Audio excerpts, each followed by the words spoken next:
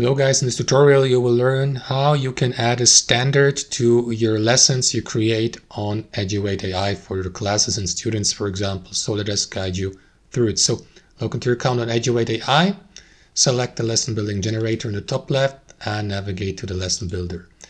Now the availability of the standard or choosing the standard for a lesson feature depends on the selected lesson category and type.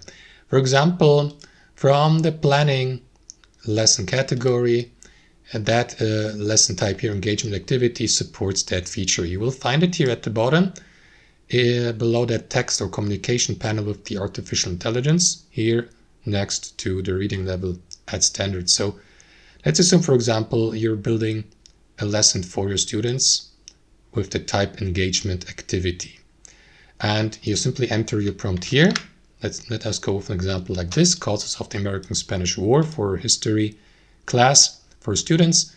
And now you would like to use Eduaide AI to create a lesson with that type here for you. But before you do that, by clicking into the generate button, guys, you can, or you may select the standard here by clicking into this button. Select the subject for the standard, like social studies, for instance, and then select the standard set. I don't know what you want to choose, so you will need to go through that list and select also a level here and confirm by clicking into standard here.